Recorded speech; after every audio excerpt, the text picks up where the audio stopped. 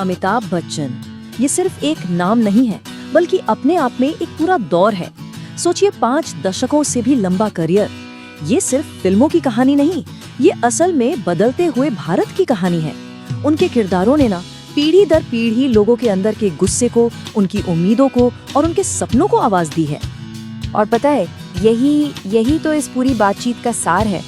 समय के साथ बच्चन की ऑन स्क्रीन पहचान में जो ये जबरदस्त बदलाव आया है ना, ये सिर्फ एक एक्टर का सफर नहीं है, ये एक देश के बदलते हुए मूड और मिजाज का आईना है। तो चलिए कहानी की शुरुआत में चलते हैं। दौर था 1960s के आखिर का और 70s की शुरुआत का। ये भारत के लिए ना एक बहुत ही बेचैनी भरा समय था। एक ऐसा दौर जब देश बड़े सामाजिक और राजनीतिक तूफानों से गुजर रहा था। जरा सोचिए, उस दौर में क्या क्या हो रहा था।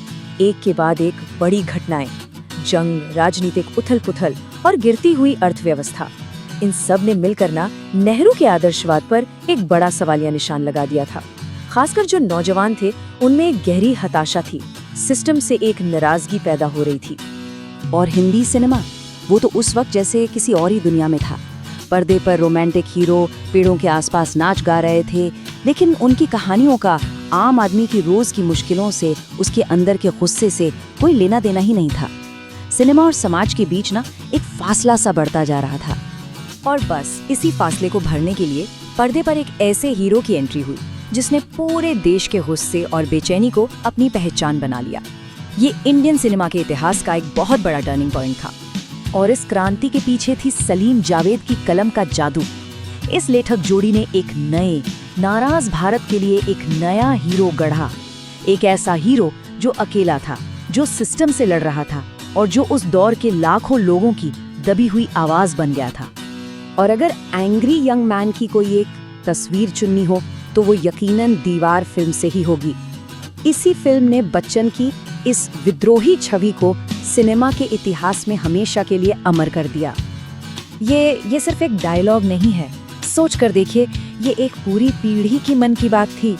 सिर्फ एक लाइन, और इस एक लाइन ने बच्चन के एंटी हीरो विजय और कानून के रास्ते पर चलने वाले उसके भाई रवि के बीच की पूरी नैतिक लड़ाई को सामने लाकर रख दिया। एक तरफ दुनिया भर की दौलत और दूसरी तरफ सिर्फ माँ। तो आखिर ये फिल्म इतनी असरदार क्यों थी? क्योंकि इसने दर्शकों की नब्ज पकड़ ली थी। ये एक ऐसे हीरो की कहानी थी जो रास्ता तो गलत चुनता है, लेकिन उसके कारण दर्शकों को अपने लगते थे। माँ के साथ हुआ अन्याय उसके हर एक्शन को जैसे सही ठहराता था, भले ही कहानी के अंत में जीत कानून की ही क्यों ना हो। और सबसे कमाल की बात जानते हैं क्या है? इस फिल्म का असर आज भी जिंदा है। हाल ही में रेडिट पर एक यूजर ने लिखा, दीवार इज गोटेड IMO, मतलब मेरे हिसाब से दीवार ऑल टाइम ग्रेट है। यही तो दिखाता है कि जो क्लासिक कहानियां होती है ना, वो कभी पुरानी नहीं होती। एंग्री यंग मैन की जबरदस्त कामयाबी के बाद बच्चन एक ऐसे सुपरस्टार बन गए जिन्हें वन मैन इंडस्ट्री कहा जाने लगा। अब वो सिर्फ एक हीरो नहीं थे, वो पूरी की पूरी फिल्म थे। ये उनके करियर का दूसरा बहुत बड़ा दौर था। इस दौर में बच्चन ने मसाला फिल्म जॉनर को अपना बना लिया।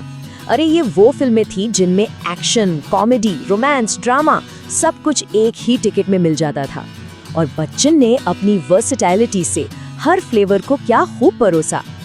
उनका ये नया अवतार कई फिल्मों में निखर कर आया। अमर अकबर एंथनी में उनका कॉमिक अंदाज दिखा, शोले में दोस्ती के लिए जान देने वाला गुस्सैल जय, और शहंशाह में तो वो खुद ही एक अदालत बन गए जो अपना इंसाफ खुद करता था। इस दौर में तो उनकी लार्जर देन लाइफ छवि आसमान छू रही थी। इसका एक जबरदस्त उदाहरण है फिल्म खून पसीना, जिसमें उन्होंने सचमुच में एक असली बाघ से लड़ाई का सीन शूट किया था। ये उनकी ऑन स्क्रीन मर्दानगी का पीक था। फिर आया 90s का दशक और नया मिलेनियम। भारत बदल रहा था और सिनेमा भी।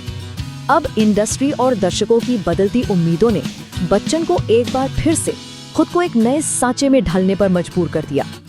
हुआ ये कि मल्टीप्लेक्स कल्चर और विदेशों में बसे भारतीयों का एक नया ऑडियंस बेस तैयार हो गया।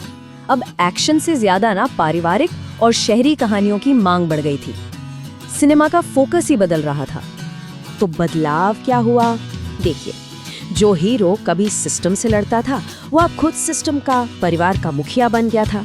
वो गुस्सैल नौजवान अब एक सम्मानित पैट्रियार्क यानी घर का बड़ा बुजुर्ग बन चुका था। सोचिए, क्या जबरदस्त ट्रांसफॉर्मेशन है ये। और इस नए दौर की पहचान बनी मोहब्बतें, कभी खुशी कभी गम और बागबान जैसी फिल्में। इनमें वो एक सख्त लेकिन प्यार करने वाले पिता, एक मार्गदर्शक और परंपराओं के रक्षक के रूप में नजर आए, जो अक्सर नई पीढ़ी को रास्ता दिखाते थे। तो जब हम इस शानदार करियर के इन 3 अलग-अलग अध्यायों को एक साथ देखते हैं, तो ये सवाल उठता है कि आखिर अमिताभ बच्चन इतने मायने क्यों रखते हैं? ये जो हम देख रहे हैं, ये इस पूरी कहानी का निचोड़ है। द एंग्री यंग मैन से लेकर द वन मैन इंडस्ट्री और फिर द पेट्रियार्क तक। ये 3 चेहरे सिर्फ उनके किरदार नहीं हैं, बल्कि 3 अलग-अलग दशकों में भारत के 3 अलग-अलग चेहरों को भी दिखाते हैं। और शायद यही इस पूरी चर्चा का सबसे बड़ा पॉइंट है। बच्चन की फिल्मोग्राफी को समझना असल में आधुनिक भारत की यात्रा को समझना है। उनके किरदारों ने हमेशा इस देश की नब्ज को पकड़ा है और उसके बदलते हुए मूल्यों को पर्दे पर जिंदा कर दिया है। तो आखिर में सवाल यही बचता है, 50 साल से भी ज्यादा समय तक भारत की कहानी को पर्दे पर जीने वाले इस महानायक का अगला चैप्टर हमारे देश की कहानी के बारे में क्या नया बताएगा?